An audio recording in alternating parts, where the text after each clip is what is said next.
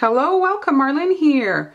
Recently I got a request for really beginner airbrush. So today we're going to kind of talk about a really beginner unit, very affordable in price, and then we're just going to do some very basic, quick airbrushing for you guys to have an idea of what you can achieve with your airbrush gun.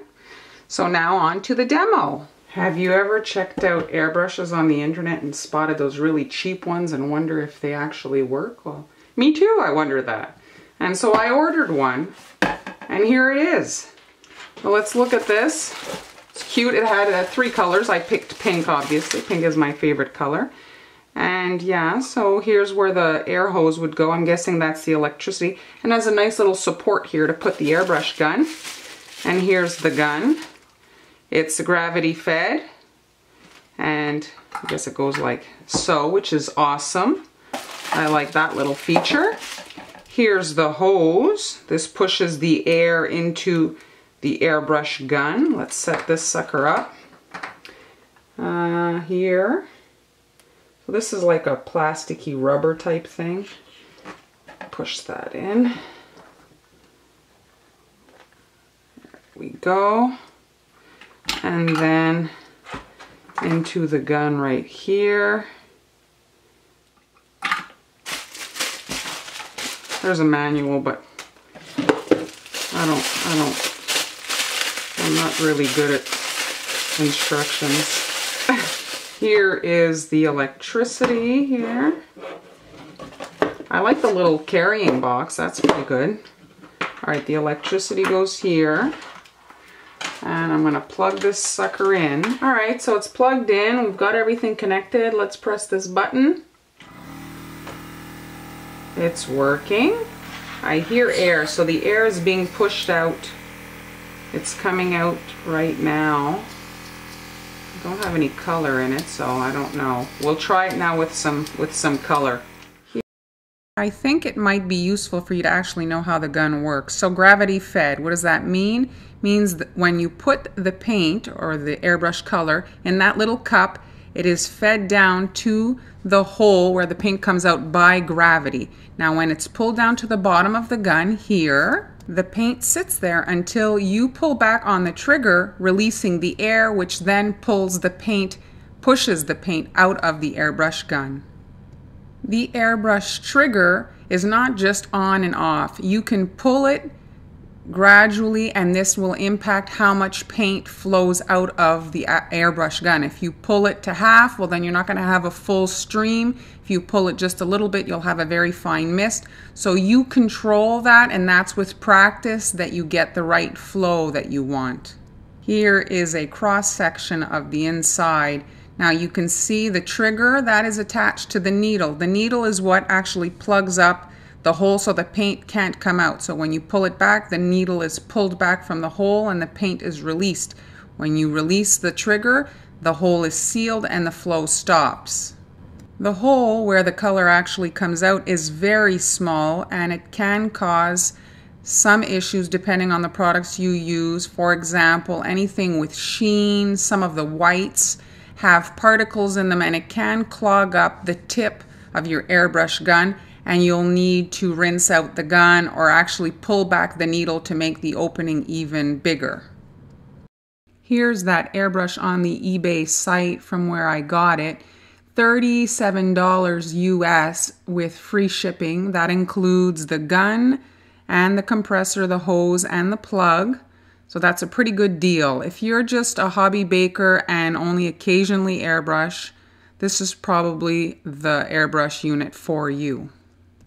If an issue arises, it'll usually be related to the actual airbrush gun. So you might want to order at the same time an additional gun. Make sure it's gravity fed, and make sure it has a small little tapered end for the air hose to attach to. Just make sure it looks like the one that's included with the compressor. Now that you have an idea of the cost for the airbrush unit and gun, here is some pricing for the colors. For 6 colors, it's $11, and for 12 colors, $17. These airbrush colors really last a very long time. You could airbrush a ton of cookies. Then you have the canned mist, 8 cans of color there for $37, so quite pricey, and in my experience they don't last that long. Once you get your airbrush unit, I suggest that you do some practicing on paper, just to get yourself familiar with how it works and all that.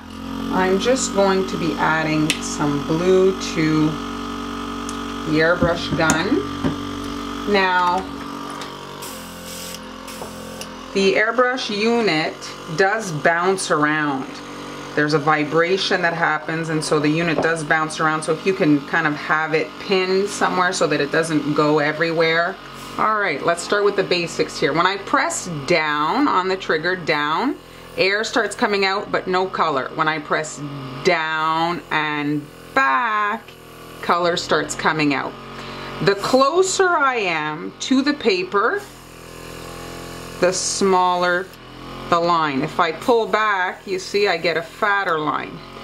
So the stream has like more space to go out.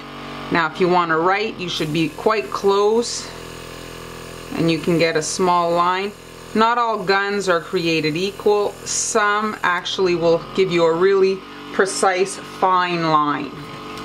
And it's just playing with it and figuring it out how this actually works, how you can stop the stream as you go, you know. And another thing that can happen is you can get splashing. So if you're airbrushing on something, it's good to start off of it and then move on to the project. So you're just kind of like testing it out to see how, you know, how it is to cover a whole surface, let's say. Just play with it. Now what I did is I created some little kind of guides to create some designs. Really basic stuff.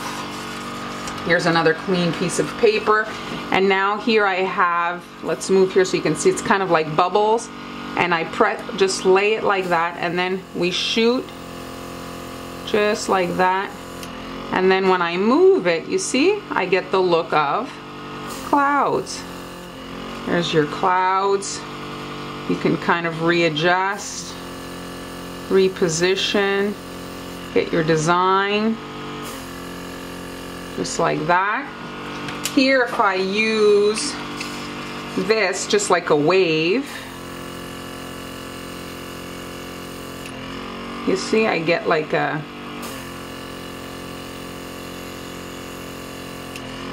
wave. You see now I'm getting a nice, you see?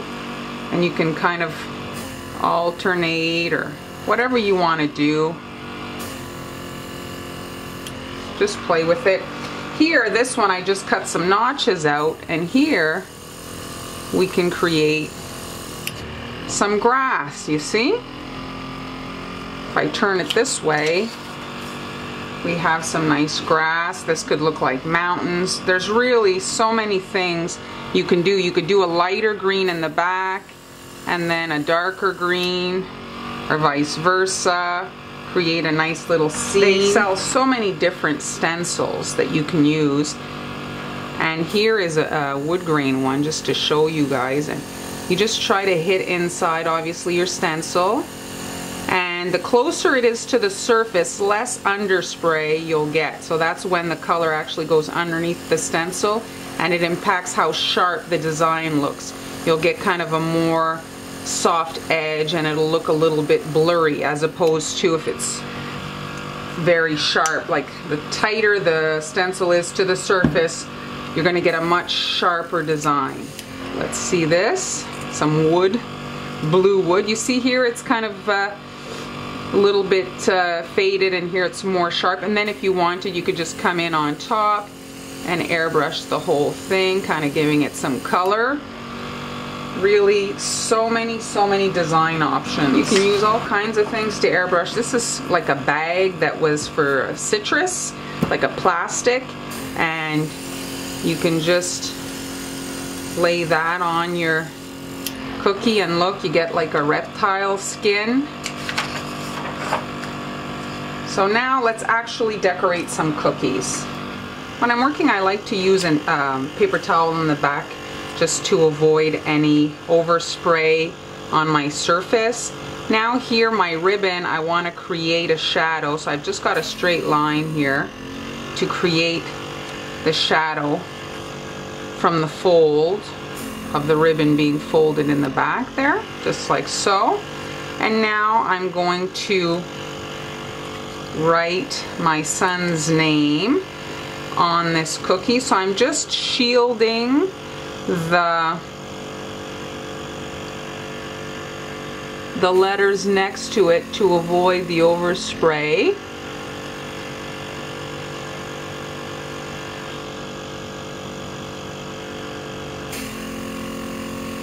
I'm just quickly, like, you don't have to be that precise.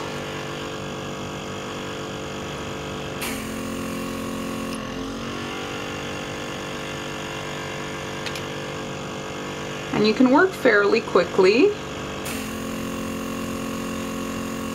You see, there I have this done in like 2 seconds, and if you wanted, you could add some additional color or whatever, but it's just to show you how quickly you can get this done.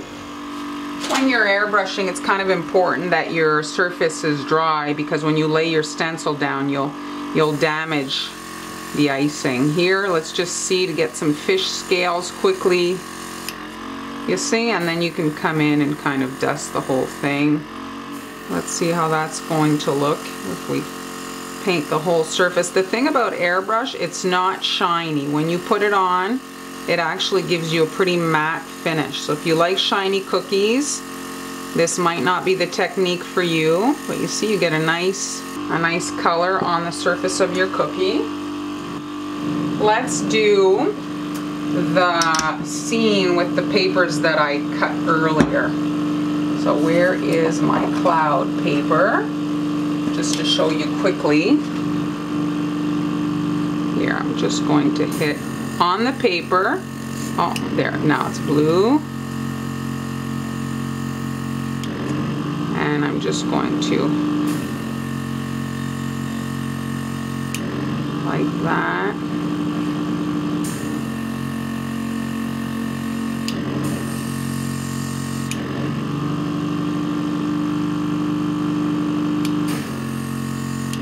So you see here I got some spray.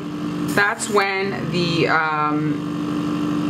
you get like a push all of a sudden of air, and it does cause some splashing, which can be annoying, but you can just start spraying on the surface next to the cookie, and that'll really reduce how much of that happens on your actual cookie. Where's my grass? Alright, now we've got the sky, so let's create the grass on the bottom of the cookie there.